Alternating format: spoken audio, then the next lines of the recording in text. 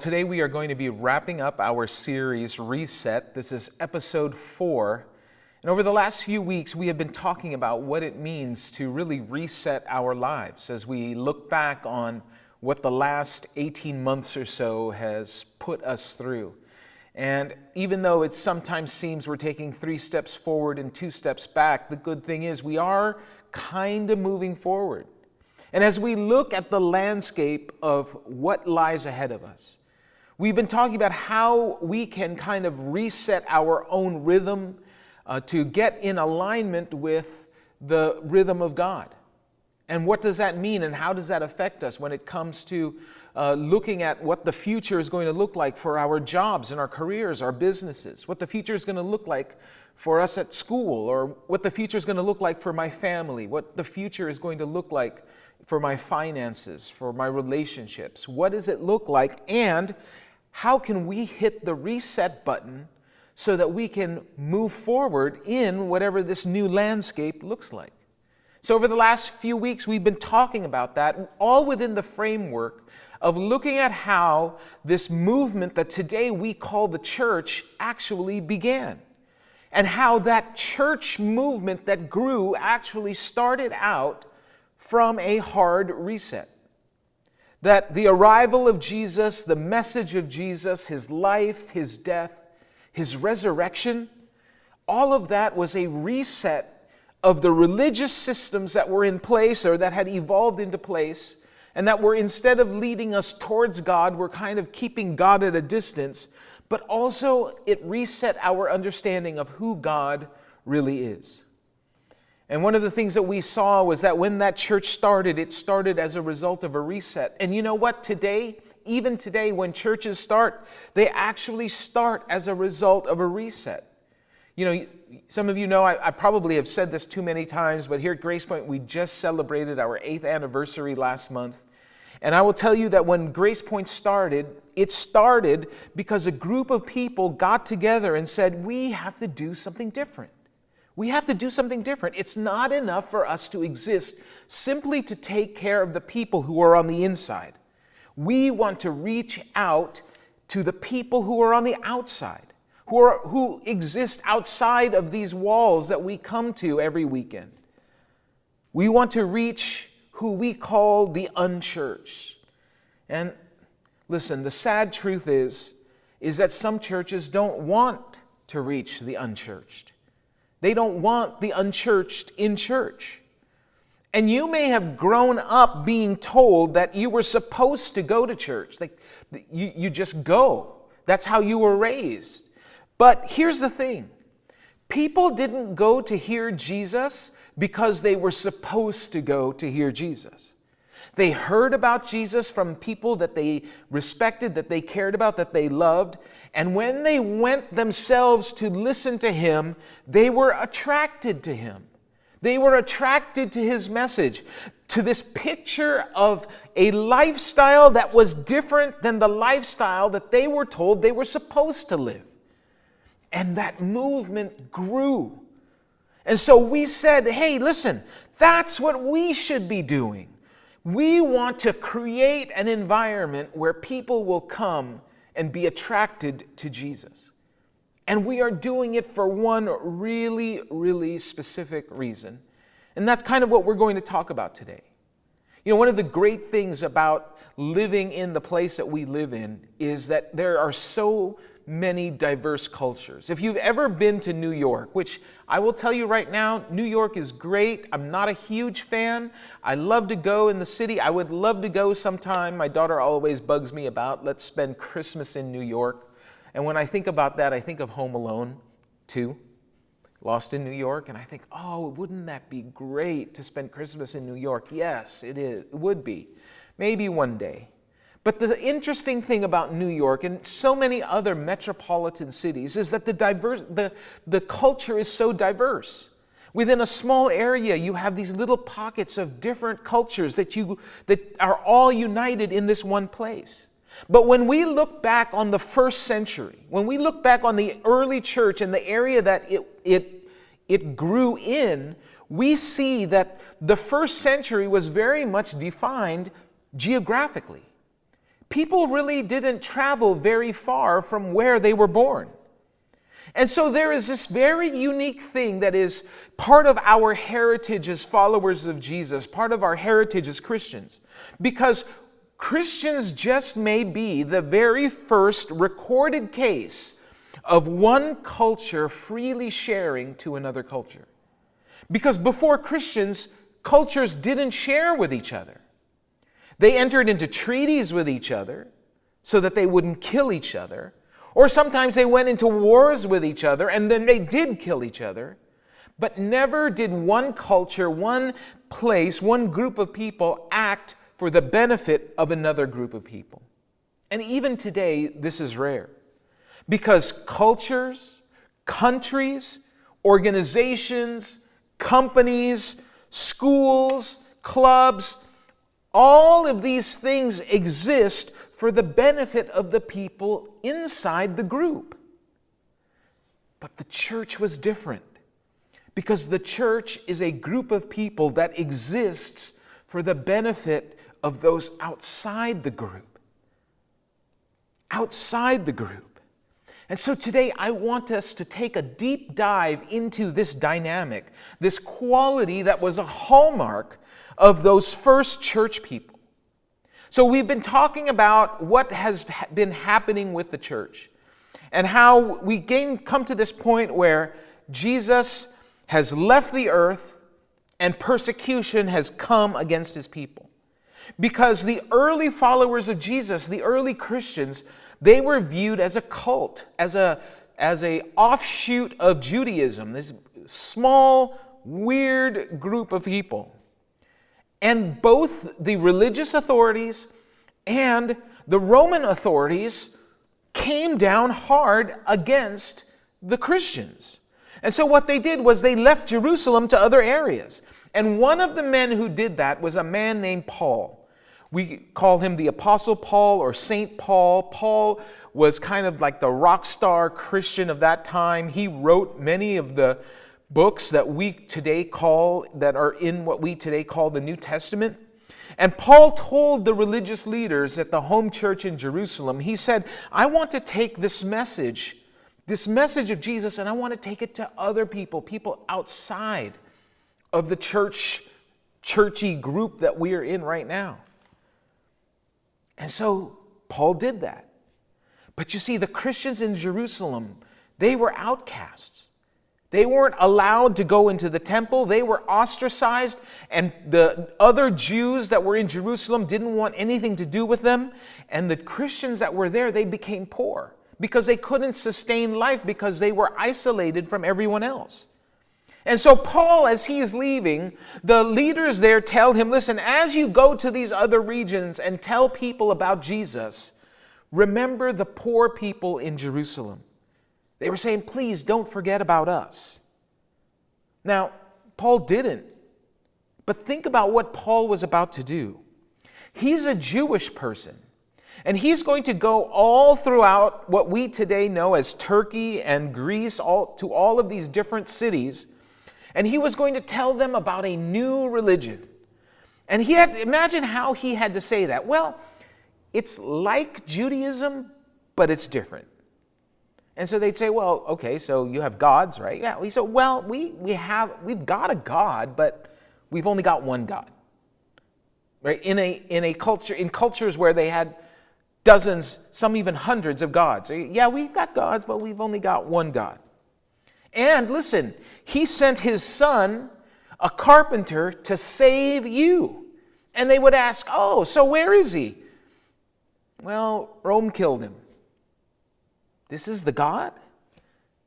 And think about what Paul's going to do. He's going to go there, and what he wants them to basically say is, okay, I think I'll just abandon my whole culture and my whole heritage to believe in this guy Jesus that you're telling us about. Now listen, when you think about what actually happened, the practicality of what Paul did, it really is unexplainable. I mean, humanly speaking, you couldn't do that. But Paul went out, and as Scripture tells us, he went out and he did this really churchy phrase, miracles, signs, and wonders. But he did Basically what they're saying is he did these amazing things that people who saw it knew that the only way that a man could do those things is that if he had the favor of God, if that God was doing it through them. And so Paul went from place to place, and people started believing him. And they started believing in Jesus, and they were starting churches everywhere. And Paul says to them, hey, you guys are doing okay here. But remember, the people in Jerusalem, the people who heard this and told me, and now I heard it and told you, they're poor. And would you be willing to help support the people who are on the outside of your group, people who you may never meet? Are you willing to do that? And so Paul writes a series of letters. He writes this letter to the church in Corinth, and this is what he says. He says, now regarding your question about the money being collected for God's people in Jerusalem, you should follow the same procedure I gave to the churches in Galatia. So he's talking about money. And I want to make sure that we're clear from the beginning. Today's message is not about money. Money is kind of the symbol that Paul is using, or we're going to be looking at through here, but this isn't about money. I want you to just hold that, because I know that there's people where as soon as the pastor starts talking about money, you're already going in your head, okay, here we go again. That's not what this is about, so hang with me here, right? He says, now regarding your question about the money being collected for God's people in Jerusalem, you should follow the same procedure I gave to the churches in Galatia. He says, on the first day of each week, you should each put aside a portion of the money you have earned. Don't wait until I get there and then try to collect it all at once. When I come, I will write letters of recommendation for the messengers you choose to deliver your gift to Jerusalem. And if it seems appropriate for me to go along, they can travel with me. See, he gets people to start donating money to the Christians in Jerusalem. He says to them, listen, if it wasn't for them, I would never have heard the message of Jesus. And if it wasn't for them sending me here, you would never have heard the message of Jesus. And this is the first recorded example of cross-cultural generosity. A group of people in one culture doing something for the benefit of a group of people in another culture. It was the very first recorded example of this. And so the church in Corinth, they started doing this, but then they stopped. And Paul talks to them, he addresses them. And remember, the point of all this is not about money. This is what Paul says. He says, now I want you to know, dear brothers and sisters, that what God in his kindness has done through the churches in Macedonia. Now, Macedonia was the northern part of what we call Greece today. He's writing to the church in Corinth, which is in the southern part. All right, now this is very important because listen to what he says. The churches in Macedonia, they are being tested by many troubles, and they are very poor. Now, Macedonia, that northern part of Greece, was the homeland of Alexander the Great. And when Rome defeated Alexander the Great, one of the things that they did as punishment for the people where Alexander the Great came from was that they took almost all of the wealth that was in that area away and brought it back to Rome. And so the people there were very, very poor. The people in Macedonia, the north part of Greece, they were very, very poor. And Paul says, listen, yeah, they were very poor. They were having a lot of troubles. But then listen to what he says. He says, but they are also filled with abundant joy, which has overflowed in rich generosity. See, generosity doesn't come from having a lot of stuff.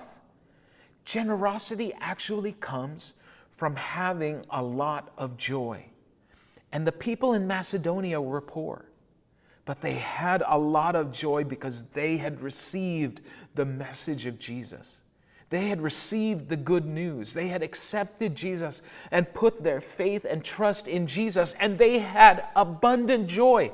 And it was out of that joy that they overflowed with what Paul described as rich generosity.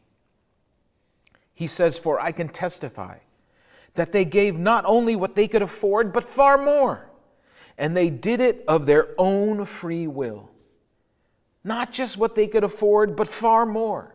They gave based what they could afford based on their ability, but also they gave more than their ability. Now, what does that mean? He says they begged us again and again for the privilege of sharing in the gift for the believers in Jerusalem. You see, they knew that there were other churches, the church in Corinth, the church in Rome. There were churches, other churches in the area or around the world that could give so much more than they could. But they begged for the opportunity to participate in sharing in the gift for the believers in Jerusalem. Paul didn't ask them. Paul knew that they didn't have much, but they asked Paul, they begged Paul to let us be a part of that.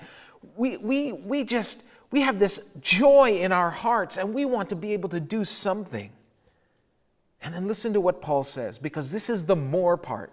See, they gave what they had out of their ability, but then they said they did even more than we had hoped for. For their first action was to give themselves to the Lord and to us just as God wanted them to do.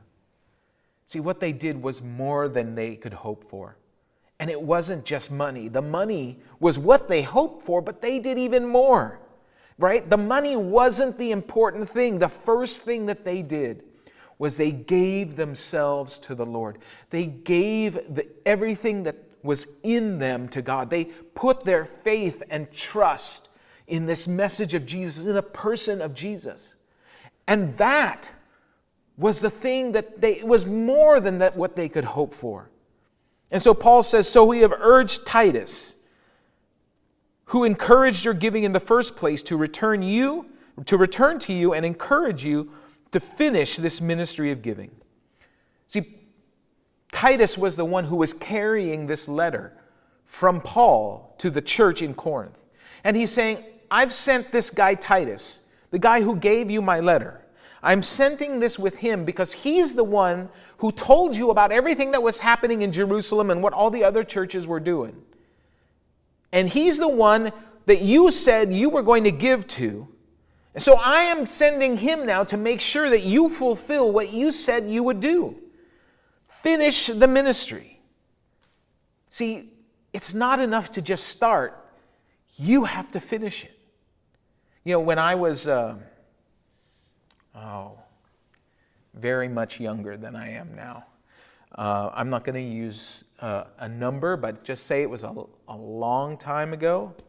But when I first started out, I was working as a paralegal in a law office in downtown San Francisco while I was building my business. And one of the things that I learned early on from the attorneys that I was working with was that you've got to finish it. You've got to get it out the door. You've got to get it to completion. Because sometimes I would prepare documents and I would write letters and I would get them all nice and neat and I'd sign them all and I'd put them in the envelope. I'd even make a label for who it's going to and make a label of where it's coming from. I'd even put the stamps onto the envelope. Sometimes for the bigger envelopes, we had one of those stamp machines where you put it on there and then it punches out a custom stamp and you just stick that sticker onto there. And I would get it all the way ready to go, put it in the corner of my desk, and sometimes it would sit there for a day or 2 days or 3 days. And what they said to me, and this lesson that I never forgot, was that if it's sitting at the corner of my desk, if it's sitting there, and I've done everything, and it's ready to go, and it's perfect, and it's just sitting there, then I might as well not have done it. Because the only way that it matters is if you go all the way and actually finish and do the very end and get it all the way done. And see, what Paul is reminding them, and the reason that Paul is sending Titus there is because we tend to do this. We may think about doing something. We may talk about doing something. We may fully intend to do something. We may really, really want to do something. But unless we actually do it, it doesn't mean anything. I think that's probably one of the biggest drawbacks that we have seen today that's been a result of the explosion of social media is that too often we think that because we post something about an issue that we've actually done something. And scientists will tell you that posting something on social media actually gives you that little rush of serotonin. That same rush that you would get if you actually did something, you get it simply by posting. And so we talk about it and we want to do something about it, but we never actually get out and do something about it. And Paul is saying, listen, I know you have good intentions. I know this is something you said you're going to do. I know this is something you want to do. But unless you actually do it, unless you finish what you said you were going to do, it really doesn't matter.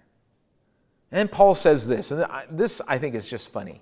He says, since you excel in so many ways, in your faith, your gifted speakers, your knowledge, your enthusiasm, your love from us, I want you to excel also in this gracious act of giving. Now, when you read that, man, it is clear. Paul is like, it's like one of the most sarcastic things that Paul ever says.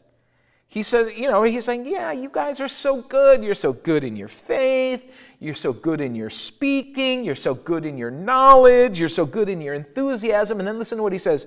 And you're so good in your love from us. Now, isn't that weird? That Paul didn't say, you're so good in your love for us. He says, you're so good in your love from us.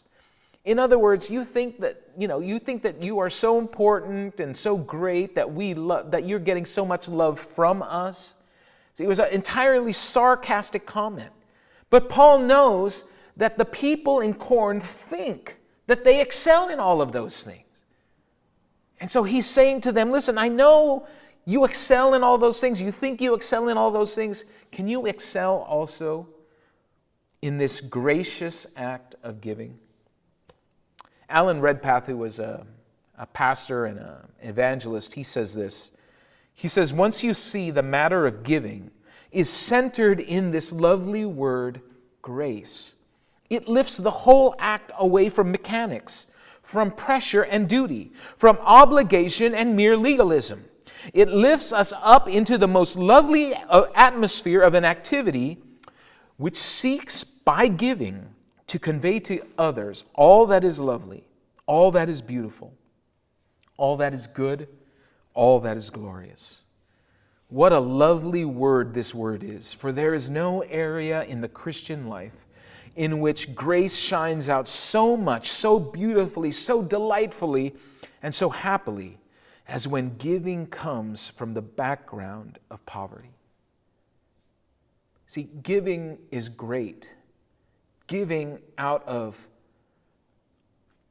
abundance, anybody can do. But it's giving when it really means something that is the beautiful thing. Paul reminds them, he says, I'm not commanding you to do this, right? I could command you, but I'm not. I could tell you that you have to do this, but I'm not. I could plead with you. I could guilt you into doing this, but I'm not gonna. He says, but I'm testing how genuine your love is by comparing it with the eagerness of the other churches. Because how you give is an overflow of how you love. And I'm going to test it. Not for my benefit. I'm testing it for your benefit. I'm testing it so that you will see if you actually love. And then he reminds them, he says, you know the generous grace of our Lord Jesus Christ. Right? He means you know what Jesus gave for you. You know that. He says, though he was rich, yet for your sakes he became poor, so that by his poverty he could make you rich. So he said Jesus was rich. Before Jesus got here, he was rich. He's not talking about when Jesus was born, when Mary had Jesus, that Jesus was rich. What he's saying is a reminder that even before Jesus was born, Jesus existed. Before he came here in human form, he was God the Son. He was the creator of the universe. And Paul is reminding us that this great, glorious God who created everything that we see, made a sacrifice, the ultimate sacrifice for you and for me. And he says, remember, that's why you're giving. You're not simply giving to people, you're giving because of what you have been given, because of what Jesus gave to you. And so he says, here's my advice. I'm going to tell you now what I would do. He says, it would be good for you to finish what you started a year ago. Because it's not our intentions that make a difference, it's our actions. Right? John Trapp, more than 300 years ago, he wrote this. He said, the age aboundeth with mouth mercy, which is good, cheap, and therefore, like refuse fruit, is found growing in every hedge. But a little handful were worth a great many such mouthfuls. Yeah, 300 years ago, they kind of talked funny. But basically, this is what he's saying. He's saying anyone can talk the talk, but are you going to walk the walk? Are you going to do what you said? He tells them that last year you were the first who wanted to give, and you were the first to begin doing it. He said, remember the passion that you had when you made the decision to give up something important, something significant to you for someone else. Remember that? You were the first ones to do that. He says, now you should finish what you started. Let the eagerness you showed in the beginning be matched now by your giving. Let that passion come back again. And keep doing it. Finish what you were doing. And he says, give in proportion to what you have. In other words, look at what you're able to do and do that. So show them your love and prove to all the churches that our boasting about you is justified. See, Paul's saying, we know you love God. We know you do. But the only way for the rest of the world to know it, the only way for the people outside of your culture to know is for you to let them see it. You have to live it out. You have to live in a way that when people see the way you live, it inspires them to want to follow Jesus. Sound familiar? And here's this interesting thing. When Paul talks in this passage, and this is why I'm saying that this isn't just about money. When Paul talks in this passage, he doesn't use the Greek word for generous. He uses the Greek word charis, which means grace. That the generosity comes from grace. That we give ourselves to others, not out of a sense of generosity, but from this place of grace. Grace that you and I have been given. And that grace should overflow in us and give it to other people. That same grace that Jesus gives us. And we should give it in the same way that Jesus gives it to us. That when we give to others, when we graciously give to others, we give it freely to everyone. We give it without expectation of getting anything back. And we give only what costs us something. And here at Gracepoint, this has always been our mission. From the very beginning, our mission has been to live for the people who are on the outside of our group. Over the years, we've said it in many different ways. Our mission statement has been slightly changed, but the words have changed, but the meaning and the message and the mission itself never has. We started out saying that our mission was to be a church that unchurched people love to belong to. And over time it evolved and we said our mission is to meet people where they are and lead them to where God wants them to be. And today our mission is to meet people where they are and to inspire them to follow Jesus. We made a decision in the very beginning that we are going to exist for the benefit of the people on the outside. Because we are called to be a church, and the church is a group of people that exists for the benefit of those outside the group. And so if we really believe this, and we know that as we look to the future, we are going to have to reset. We're going to have to look at the landscape of what is ahead of us. Individually, yes, but now, as a church, we're going to look at the landscape ahead of us. And in this moment, in this time where everyone is kind of resetting, and everything is kind of new, but kind of not. Everything is familiar, but not familiar. Everything is trying to get back to what it was before, when you and I know in our hearts that it's never going to be back to what it was before, as we look at what a reset means for us as a church, I think we have to ask ourselves this question. If we were to come together today to start a brand new church here in our city, to reach the people in our city, in the San Francisco Bay Area, if we were going to look at the landscape that is ahead of us, look at the landscape and the environment around us, and we were going to say, let's start a church right now that was designed from the very beginning to reach the people who are on the outside, what would it look like? If we were to start a brand new church today, what would our focus be? If we were to start a brand new church today, how would it affect our mission? What would our weekend experience look like? How about this? If we were to start a brand new church today, where would we meet? Would we meet in a church building? Would we meet in a park? Where would we meet if we were to start a brand new church today? What would our name be?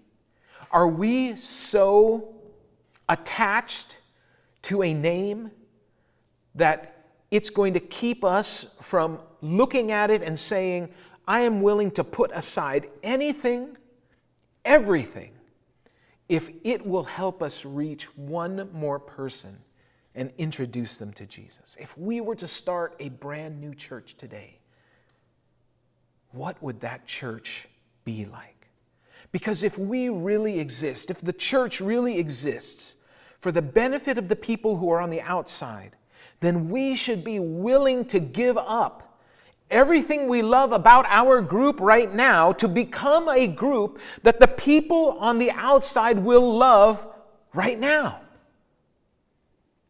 And so what I want to do, for some of you who call Gracepoint Church your home, for some reason maybe you're not here live with us today and so you're watching from home.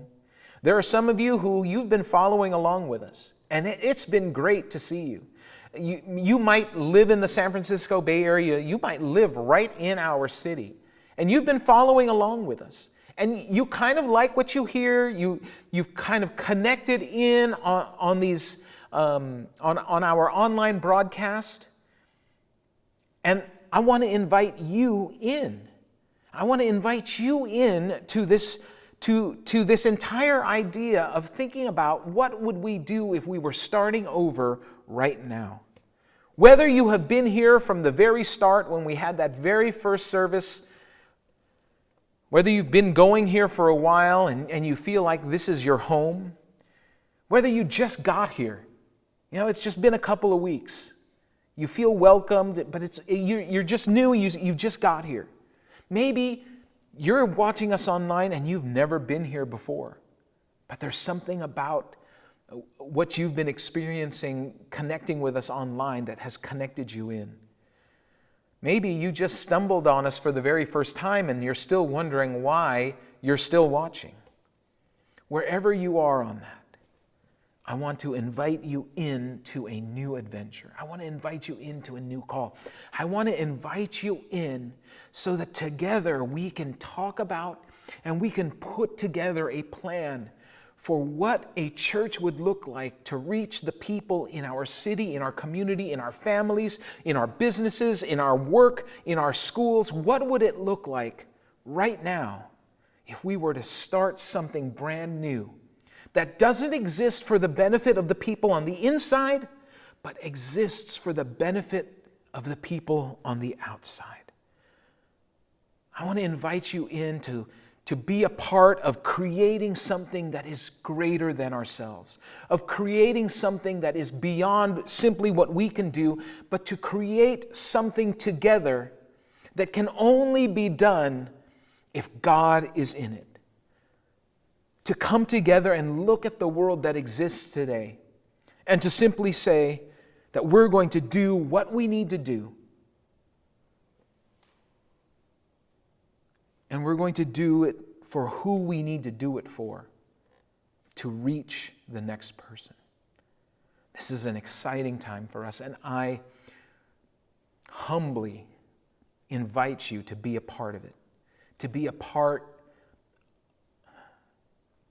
of a hard reset and to be a part of creating something that's going to make a difference in the lives of people who don't yet know Jesus. If you're interested in being a part of that, if you want to be a part of that, then there's a link that's right here. It's rearview.com /new church. If you will just click that link or go to wearegracepoint.com /new church, no space, you can sign up there to get on our email list, and I will personally get in touch with you, email you back, and give you information on what it is that we're talking about and what the future looks like and how you can be involved in what we're doing. Because God is doing something new. The landscape in front of us and around us has changed. And what we have decided is that there is nothing about our gathering together that we are unwilling to change if it's going to mean that we're going to position ourselves to be able to reach more people and introduce them to Jesus.